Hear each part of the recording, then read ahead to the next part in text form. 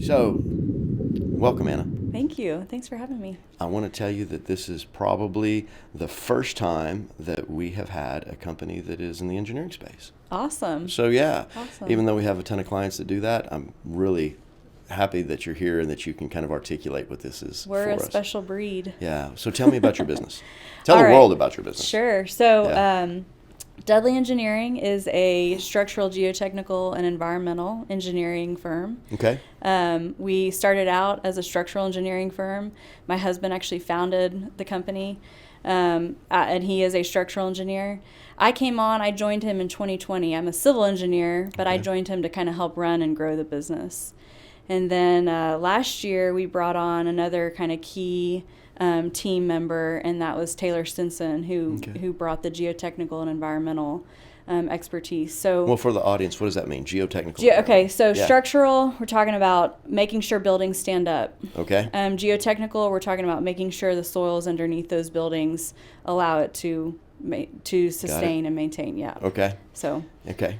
that's it. So your husband brought you on. So tell me more about your role. Tell me how you're leading the charge. Okay, so my background is in civil engineering, like I said. Yeah. But I was a part of a group that went from about 20 to 75 people in a span of about 2.5 years, and Wow. so I had experienced those growing pains of growing a business, but specifically an engineering firm, and seeing what that looks like, and seeing kind of the struggles of it, and so. While it took him a while to kind of get me on board, I thought, well, this will never work. We'll Right. butt heads. We'll kill each other. Which happens with husband and wife too, right. Yeah. He ultimately got me on board, and kind of the stars aligned at the Wow. time. And I would also say, it was kind of a God thing. Yeah. But yeah, the stars aligned. I came on, and yeah, we Awesome. yeah. So how were those early days? How did y'all work that out? This is deep dark, right? So Right. you got to let us in because the husband and wife teams, that's tough. It is. Yeah. It is tough. I think that what I always tell people, and it's funny because we built a house together about 5 or 6 They say years that's the ago. number one cause of divorce. Have you ever heard that? Exactly, Yeah, exactly. yeah. So we made it through that. So, when he finally got me on board, I was like, you know what? If we can build a house together, I guess we can do this, right? There you So, go. but I think the secret to the house and the secret to this is really we kind of know our lanes. Mm-hmm. And it did take a while to get to a point where we understood what we needed from each other. Right. So certainly communication. Awesome. It's funny because I insist on a weekly meeting, just he and I, and the only time we can really make it work is usually a lunch once a week. So we have a weekly lunch, but it's funny because I think people think, oh, you live together, you Right. raise kids together, and you work together, so you must talk all the time. And it's like I actually talk less to him now. Maybe I used to, so that's Yeah. why we got to have that. Well, that I really want to weekly. dig into Dudley, but I've got to ask this. So what you're telling me is that even when you're at home with the kids, business is just not what y'all are talking about. Well, yeah, I would say when you have a toddler, not talking about the business is pretty easy It's to pretty do. easy, We're yeah. chasing him around. Trying to keep your eyelids open. Yeah, Yeah. we've got a 7-year-old too, and she's wonderful, wonderful big sister, wonderful daughter. But we do stay pretty focused on Awesome. the kids. But I would be lying if I said that most of our date nights were not spent talking About about the business. business. Yep.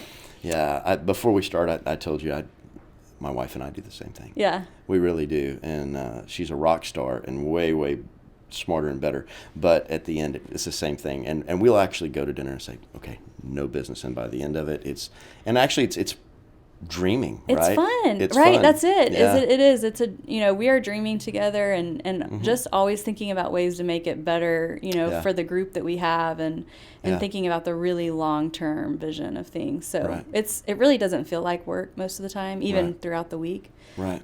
So So, but talking about Dudley, so if you could just narrow it down.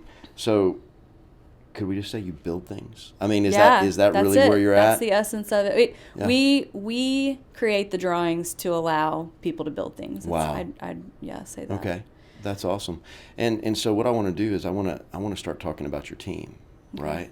So it takes a lot of work for that to get done, and I know you're a team builder. How do you go about doing that? What is it? Is it something that you're doing consciously, or is it something that you have steps that you're looking at that you do? How do you go about that? How do we build a team? That's a tough one. You're going to have to Mhm. give me a second. It's okay. One of the things that as you kind of think about that is that everybody has their challenges, and we take that word challenge these days, and I know this is kind of funny. We use a different word. We say we have to reframe the way we're looking at things, and especially today, there's people come from all different walks of life, and they have different viewpoints on how things go, and aligning behaviors, especially in our organization. Wow, it's a constant great reframing for us on how to amend that. And I'm sure you're probably doing the same thing. Yeah, I do. I think reframing is a good term to use. I mean, I do feel like we constantly are keeping our eyes open for people's strengths and maybe people's weaknesses, and kind of pivoting and reassigning. And, you have to be careful about how you do that, because you don't want to throw your team into whiplash, or throw any one member of the team into whiplash. But to really understand, what someone's strength is and where they bring the most value to the organization. Right. I think we just constantly have to track that. So we have, and as a startup, we do have to do that daily. How many people work for you now? We're at 22 now. Yeah. Yeah. And so you still count yourself as a startup, even though you've been around for a number of years? I do. I feel like we're doing so many new things all the time. So Drew started in 2017. He kind of slowly built a team, and then in 2020, overnight, we pretty much doubled. Wow. So we acquired a piece of a business here in town, in College Station. And so we brought that team on to join us, and that was a tough a new challenge for us. We brought that piece on, and so what were we? We were probably at 12 at that point. And then we really exploded from there. I mean, in 2021, we started the geotechnical and environmental arm. We brought on Taylor. And now in 2022, we've opened 2 new offices in other parts of the state, so in Houston and Austin. Okay. And we've sent people out from this location to go there and start that. And so it feels like everything we're doing is new every day. That's awesome. Yeah. So were you sitting there? So, let's just say that you did come in 2020. Was there a point in time where you said, hey, here's our strategic plan. I'm going to go plant an Austin office, a Houston office, and that's going to be our growth structure, is planting brick and mortar in other cities? Yeah, it really started with just the idea of the people, of our people. And what I mean by that is that we knew that we wanted to build this around great, really talented people. And people, for whatever reason, don't always want to be in College Station. No way. Really? Yeah, way. Okay. So I think it's a great place, and we love it here, and we love the location strategically being in the middle of the Texas Triangle. And we love it just culturally. It's a wonderful place, and I'm so proud of everything that's going on here. Right. But it's still growing, and for a lot of people, it's also, you're driven by where your family is, especially when you start to build your own family. Sure. So we knew that was going to be a challenge, is that people, were going to want to go to Houston, go to Austin, and DFW is next on our list. And we didn't want to lose great people because of that. So we... when we have a great team member and they say, I really need or want to go here, we say, all right, let's figure out how to do it. Yeah. I'm really interested on how you have figured out how to do that. So, I digress from really the point of this, but in the business process of having a values-oriented team that shares values, you don't want to get rid of them. You're really willing to geographically go out of your way and to really, as a capital venture, go ahead and open up a new shop and then do everything it takes, from business development to making sure that they have the structure that they need to make sure that everything is working just like it does in your home office. Yeah. How do you go about doing that? Well, we're working our way through it right now. Okay. We really are. We're figuring it out as we go. But I think the key is, for us, we're very proud of our culture. And so making sure that we can maintain that culture is going to be really important to us. So how do we do that? I think one way is that we are transplanting our people. And I say transplanting, that's probably not the right word, but we are having people go and work in these different offices from College Station. Go and work in Houston, for example, for 3 days, for a week. And we say, hey, we're going to pay for your hotel, but we've got these new couple people coming on in Houston. They don't know the Dudley way. They don't know the Dudley culture. I like that. So we want way. we want you to go be there and be a part of that team. intimately for a week. And then that puts, faces to people, because we share work across offices, certainly. And so that puts faces when you are having to work remotely with your Right. team. You know that person a little better because you sat next to him for a few days. So That's really neat. I think that's interesting. The Dudley way. yeah, Yeah. I just coined that. You did. Here, yeah. Well, I think we ought to get that trademarked We for may you have a before you thing. leave. Yeah, the Dudley way. It's your system, and many companies actually go so far as to, in that system, actually making that, articulating that in a document, and this is the way we do this, and this is the way we do that. Are y'all there yet?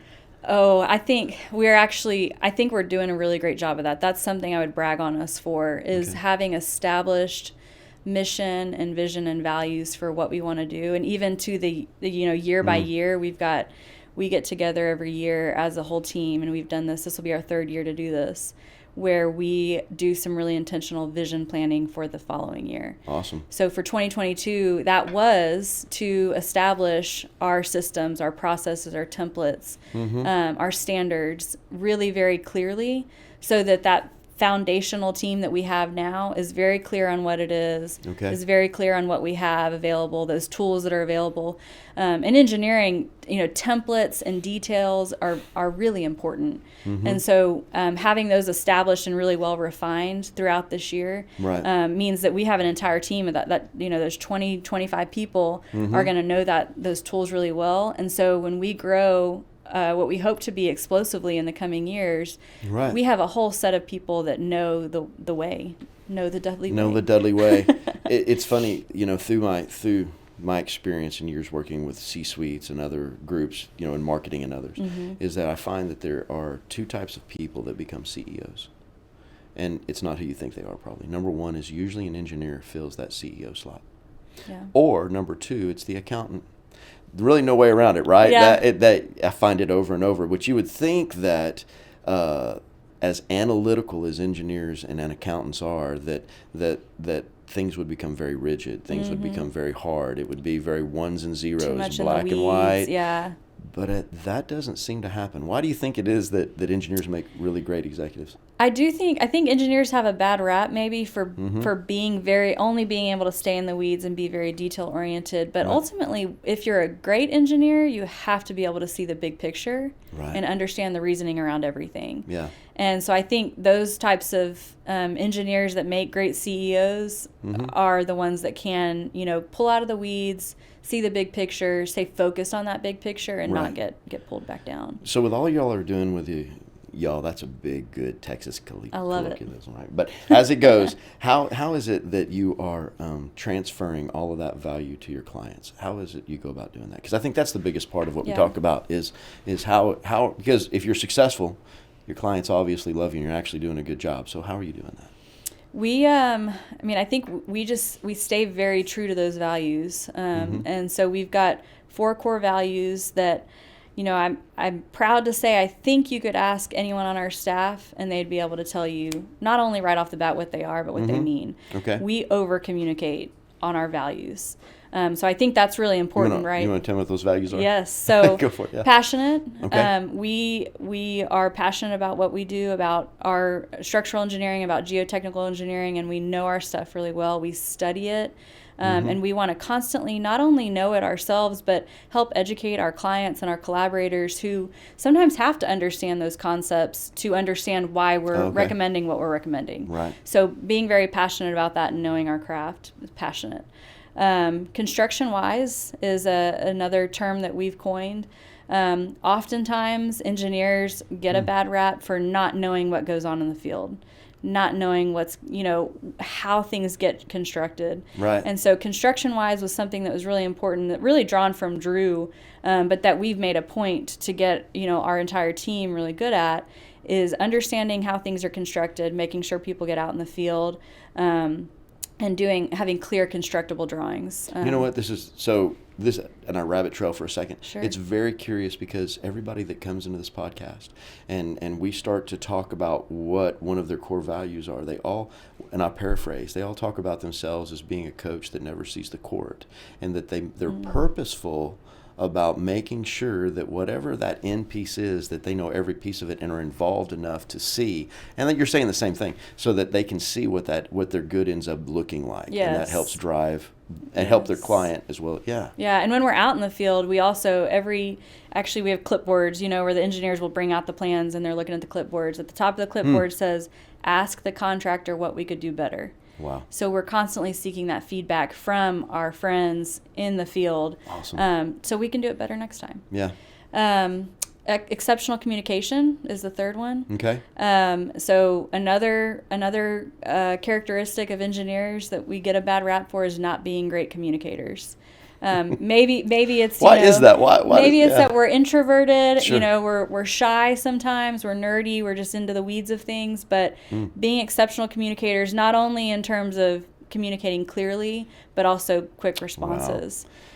It's a huge thing. Yes, and And- it is a huge thing. Anytime Yeah. we're kind of interviewing a prospective client and asking them what they're looking for and what they struggle with, that's always the top thing. Is well, we've got the engineer. They do good work, the engineers we work with, but they're so slow to communicate. Right. And so we want to buck that trend. Oh, it's a big trend, but Yeah. it's in every sector. It's in every genre of business. Yeah. And that's why companies go and hire people that just communicate. Yeah. That's a big thing. But here's one of the problems. I don't know how y'all are getting over this, and I want to hear your other values. But today's generation communicates differently, right? Yeah. It's very digital. Mm-hmm. So how are y'all getting over that?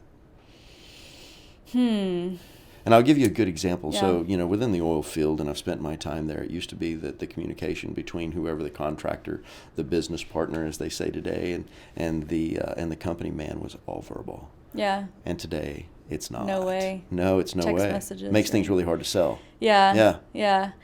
I think, part of that is, and this may not be, the sexy answer, but I think part of that is coaching your people. Okay. We have a communication policy where we outline what your response time should be. And it's not that maybe you're able to answer the question within this time frame, But you get that back to 'em. you get back to them and tell them, Right. hey, I'm working on it. I'm going to figure this out for you. I'll let you know in 3 days, that kind of thing. Right. So coaching them on how to do that, and really ultimately coaching them on how to cater to that client or that collaborator. I mean, we work with a lot of Right. collaborators, I say, on the design team, whether it's the MEP engineer, the civil engineer. So our client's usually the architect, but we've got other engineers we've got to communicate with. So always just, making sure that we're catering to kind of what those people might need. Yeah. So It's funny you say that, because everybody that comes through here, coaching is like the number one thing they've talked about. Yeah. It used to say that was working on the business, not working in the business. But, making sure that people have that ability to communicate is one of the key differentiators in companies today. Yeah. So many don't. I think so too. I mean, I think Yeah. we've had this reputation for exceptional communication, so we really see the value in it, and it sets us apart. So it's something we've got to hold on to and continue to do well. Right. So the last core value, another one a term we made up is pro team, Okay. meaning we are for the team. That's both internal and external. We care about each other. We care about each other's growth. We want to raise each other up and give each other opportunities. I Wow. always say, just to kind of footnote it here, I want to hire people that want to take my job. I want to hire people that want to take their boss's job. Mm-hmm. That means that their boss can go and do the next thing, and we've got a solid, team member here ready to Right. do that job. Well, and what that echoes to me is that it's a legacy business, Yeah. right? Yep. You want that legacy business. So many companies today, and we pick and choose who's going to be clients, but those that don't want to be a legacy business, we find are not as vested in the process and the outcome as well. Yeah. They're judging themselves on growth, and that's not always what people are looking for, especially Right. your clients. They want somebody that they know Right. more and more today. Yeah. That's it. And that is something, kind of an underlying factor in our vision, especially for Drew and I, is to make sure that it's not all about, it started with Drew, right? But we don't want it to just be all about Drew. Right. We want our clients not only being okay with calling the other guy or the other girl, Yeah. but they want to call the other guy or the girl because they Yeah. know they're going to get taken care of and they have that relationship. Right. So we're really trying to build a team where there is that legacy, and we have a whole group of people that can do just as good of a job, if not better, than whoever came before them. It's been our experience that if a company's go-to-market strategy and the annual contract amount is past a certain amount and it gets to higher dollars, that really that go-to-market strategy ends up being about being a thought leader. It does in many ways today in the content that comes through there. But that being said, that if we base the whole thought leadership piece on one CEO, that company, and that's the only person that can happen, it is as soon as that person leaves, that company goes through a very strong downtime, a struggle. But if it's about the whole company being the thought leader, we tend to have more long-term success with that on the marketing side. Yeah, exactly. That's important. So what do you do how is that? What are you doing to build teams? What does your day look like when you're building teams? I would say over communicating is the key there. Communicating those values and those visions and really that feedback of what's been done well and what has not.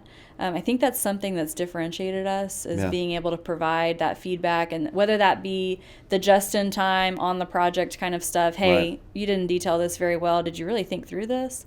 And it's very direct, and that is a cornerstone of our culture. And so we do tell people when we're interviewing, we set those expectations of, you're going to get direct feedback. Can you handle it? Are you coachable? Can you handle it? Right. So that's really important when we're building the team, but when we're kind of developing the people that we have, feedback is so important. Right. And it's that project, that just-in-time feedback. We do quarterly reviews. So we have a formal conversation with our employees every quarter.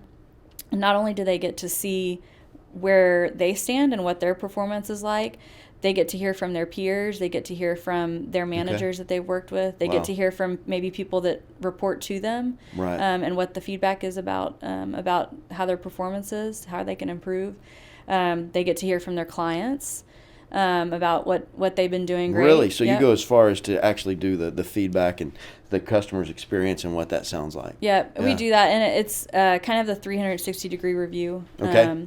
And so, they get that feedback quite a bit. And they also get to see, one, they get to have an opportunity all the time, really, but in formal conversation setting, to give us feedback all the time, the company, management, where we're going, what we're doing or not doing to support them.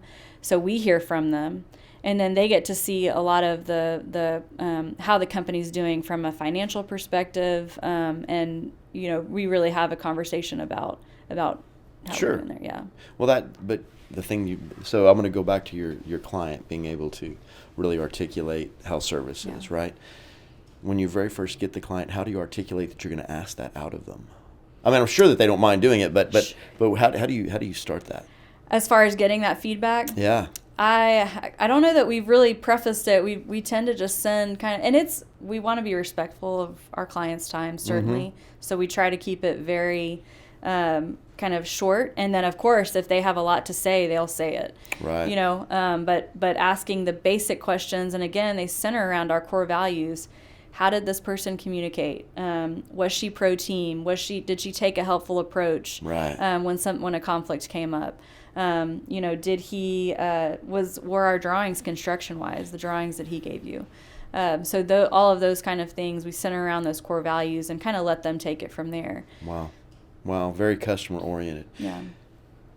What is the life value of your customer? And I don't want a number. I'm just like, do they stick with you for do you have clients that just keep coming back and you have a book of business that you can count on? Yeah, we've been very blessed to not only have great return clients, but a lot of referral business. Right. And I think in this type of industry, business development is important, but more so it's how you perform and being able to have those repeat clients that will tell their friends. It's a small industry, honestly. So really, if you're doing a great job, people that word's going to get around, is what I mean by that.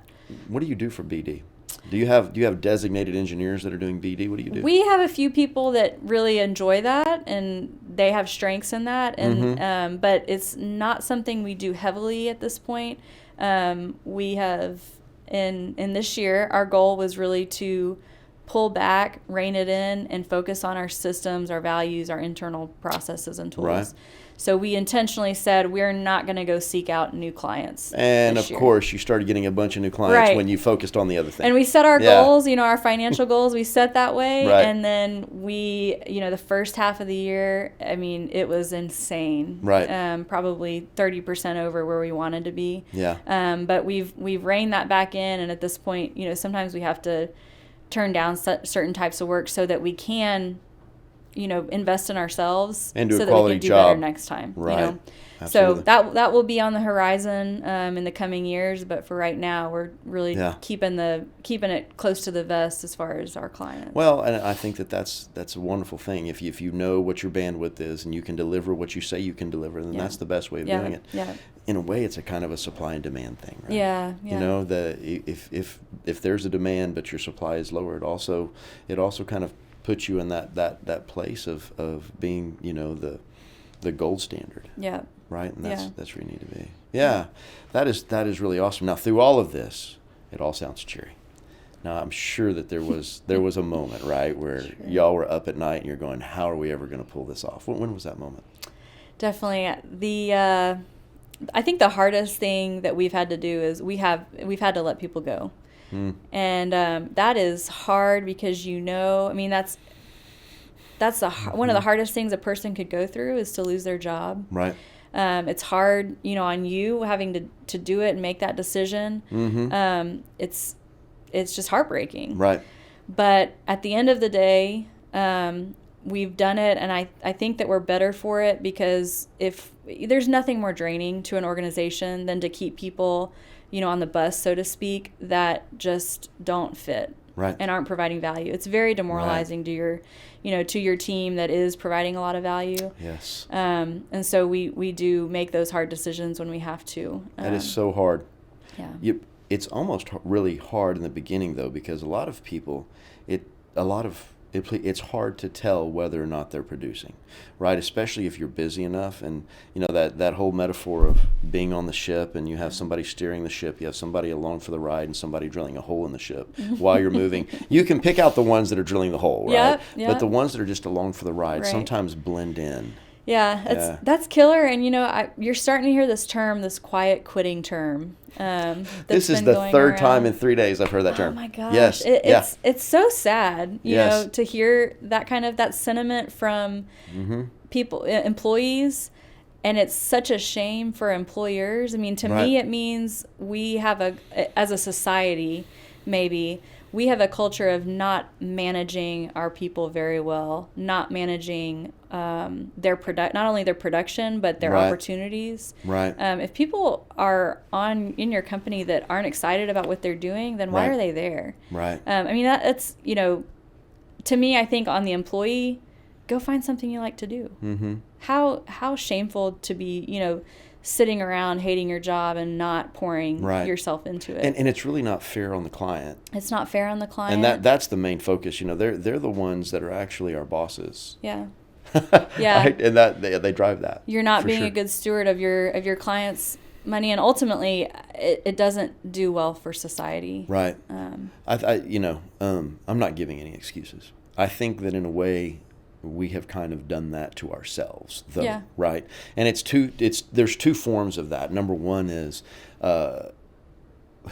we've kind of trained people up to say, hey, here's where you start. This is what success looks like, and I'm going to drive you through every single one of the steps through there. Mm-hmm. And many employees today are just waiting to be driven that way. Yeah. But if you're in a company that doesn't think that way, and you have to be creative and you have to be self-driven and everything else, that just doesn't work. Right. Right. Yeah. And getting over that is sometimes difficult to be able to get those behaviors where they need to be. Yeah. Yeah. Definitely. Yeah. Been there, done that. Yeah. But cool. So after if you've had to let people go and you've been through that dark moment, how do you take care of that mentally? What do you do after that's done and pick up and keep moving? How's that look like? Yeah, I mean, in the moment, we certainly before something like that has to happen, we make sure that we have given every opportunity Right. for that person to understand the expectations. To fit into the Dudley way. To fit into the Dudley way. We've Yeah. coached till we're blue in the face, Okay. and it's just not working. Right. And so they know if that's happening. You know, Right. they shouldn't be surprised. So we want to always set them up to Right. kind of know, really it's all about expectations. Well, yeah, it is. Let's talk about the horizon. Yeah. Now, it's so funny. So the other day I had another person in this, and I said, "Hey, I want you to tell me what your big goal is." And they're like, "Okay, we don't do goals." It threw me off, right? Where are we going to go in this conversation? What about you? What does that horizon look like for Dudley? Gosh, so growth is definitely on the horizon. We've opened these other offices, Houston and Austin, and while growth, as you mentioned, is not always the key target, it is something now that we know that's a part of a lot of our current team's opportunity. Right. Is that growth? So to support those opportunities that they see in front of them, we've got to grow and give them, Yeah. a team to mentor and a team to coach, and see what they can create. Because people focus on what you're going to measure. So if you have a measure for that growth, they're going to get on board. Yeah. As hard as that may sound, that's truth. Yeah. Yeah. So tell me some more about that. So you're building these little teams. You've got Yeah. this on the horizon. To scale and to do that is an expensive endeavor, right? But it's also time consuming. It takes your mental energy. It's huge. Yeah. How many shops are you going to put up? We know in the immediate future we'll have Houston, Austin, DFW, Right. and College Station. Yeah. We long term, I'd say in the 5 to 10 year range, we want to go national. Okay. We want to be sort of a household name as far as structural engineering and geotechnical engineering go. Wow. And we're very ambitious in that, and I think you'll see us there in that time frame, certainly. That's awesome. So yeah, we expect to grow a lot, but to maintain those standards and really maintain that culture, maintain the Dudley way, we're investing a lot right now, and so we're very intentionally doing that. Not only with financially, right, getting an office going, Right. furnishing the office, but also investing in more people to support that. So our administrative staff is increasing a little bit to prepare for that. Right. And so we want to stay ahead of that wave of the growth of the engineering team. We've got to stay ahead of that administratively too. But also investing in our people in terms of leadership and training and helping them learn how to then manage that growth on their own. Because it can't all fall to, Right. Drew Taylor and I. It's got to trickle down, and those responsibilities have to spread. So Yeah, I'm a firm believer that, wow, just kind of, I keep saying it over and over, and people are going to go, wow, you're using the same thing. But, when it comes to that process and it comes to what happens is that you can outlead bad process, but you can't outprocess bad leadership, right? And so obviously something really is going right at Dudley as far as the leadership piece, right? I hope so. What are you most proud of about that leadership piece? What do you think that behavior is that's really just the differentiator? I think it goes back to one of those values of just being incredibly passionate about what we do. We just pour ourselves into it, and we love what we do. And I mentioned earlier, it doesn't feel like work. I never dread going to the office because I love being around That's our awesome. group. How many people can say that? Yeah, right. Right. It's obviously there needs to be more of that. So Yeah. we really hope to ultimately spread that and impact the most amount of people in terms of who's working with us, so Right. that we can hopefully make society better in that way. Wow. Yeah. That's a big goal. Yeah. We need it. We need to make Yes. society better, so I appreciate it. The more we can get into that, the better. It seems like sometimes businesses don't focus on that. It's more superficial, Yeah. right? Because around here we say that good businesses bring good into the earth, and we totally believe that. And that's the kind of client that we're looking for. One that wants to be legacy, one that wants to have not just growth but the right growth, one that wants to do things for the right reasons, right? And that's way more than impressions. Yeah. Yes. Yes, that's why that we don't even drive. But Yeah. that's unique. Yeah. All right. So what else do you want to say about Dudley or yourself as y'all are doing this? What's the key? There's a chance for wisdom there. Just let us know, because we're all looking for it. We have to be able to communicate what we're trying to do, and so we've got to be really internal marketing, if you will, really communicating what we're all about, going back to those values the vision, the mission, but also the lessons learned. Right. You know, every day, right? We've got Right. some kind of lesson learned, big or small. And so communicating that and helping people to see that and learn from that so that, you know, we don't make the same mistake twice. Right. And communicating who we want to be and what we're doing. We've done a lot of internal communication in terms of sort of a newsletter. We call it the Dudley Digest. They love it. There you go. And so we want people to really know what's going on across the company as we Right. grow.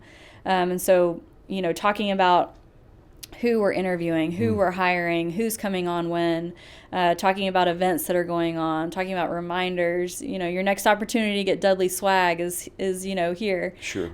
So a lot of internal communication and just so that people are kind of continuously seeing that consistent message of what we're all about.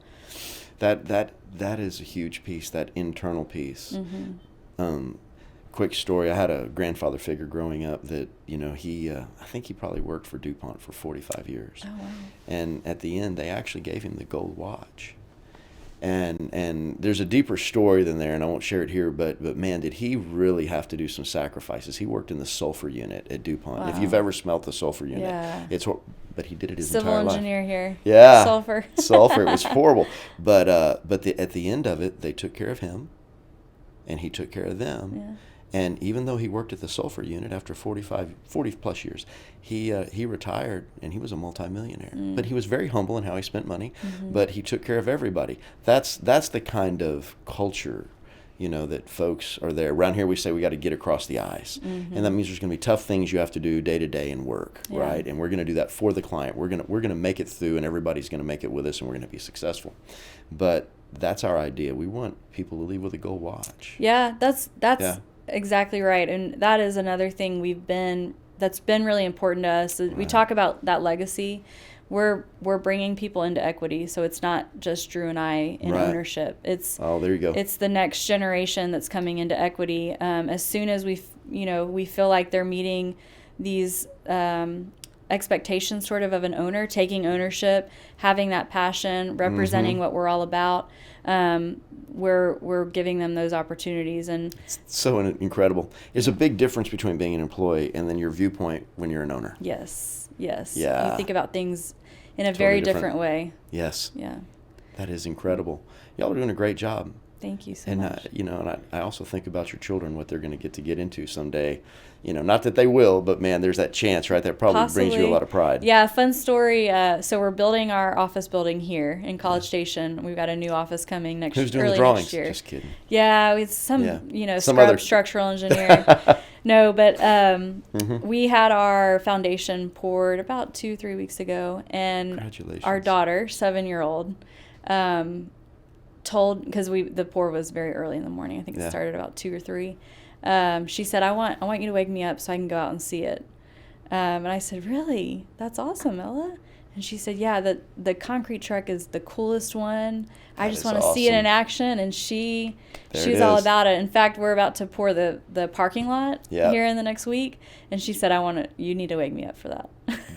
That's a good feeling. Yeah. So That's awesome. Good that's for her. pretty cool. Yeah, no, that's really cool. Need somebody not playing video games but wants to see the concrete. I'm all down with that. That's the right, concrete that's truck. right. Yeah. Well, cool.